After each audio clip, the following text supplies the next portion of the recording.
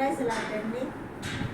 నువ్వు అనుకుంటున్నావు నేను దేవుడిని నమ్ముకున్నాను అయినా పడిపోయాను అని చింతిస్తున్నావు కుమార్తె. పడిపోయిన వారందరినీ కూడా దేవుడు లేపే దేవుడు.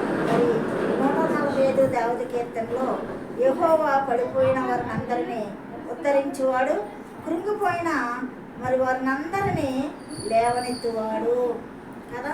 కృంగిదలలో ఉన్నావా?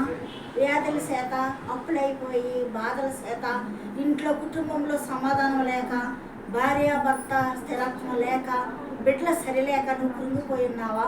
కృంగిపోయిన వారందరినీ ఆయన లేవనెత్తుతాను అంటున్నాడు. ఎప్పుడు లేవనెత్తుతాడంటే నువ్వు ప్రార్థించు, నువ్వు మోకరించు, మోకాలే నీ హృదయపూర్వకంగా స్తుతులు చెల్లించు.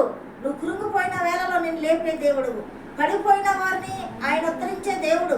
ఎందుకనగా మరి గుండె చెదిరిన వారిని బాగు చేయి దేవుడు. గుండె చెదిరిపోతేనే పడిపోతాం. కాబట్టి నువ్వు ఎట్టి పరిస్థితుల్లో ఉన్నా, నువ్వు పడిపోయినా, కృంగిపోయినా, కృషించిపోయినా, నువ్వు దేవుని యొద్ద ఉండి మోకరించి నువ్వు స్తుతులు స్తోత్రాలు చెల్లిస్తే నువ్వు స్తుతి స్థితిని మారుస్తుంది, నీ ప్రార్థన పరిస్థితిని మార్చేస్తుంది. కాబట్టి నేను కృంగిపోయాను కదా నువ్వు చింతించొద్దు.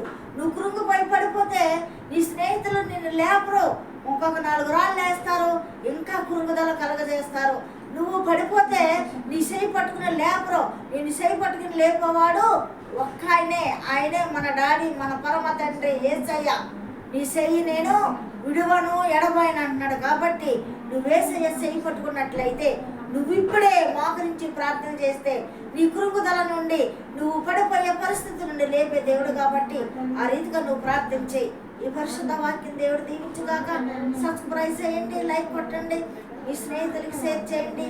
అన్న మనిషి గురించి మీరందరూ ప్రార్థన చేయండి. ఆమేన్.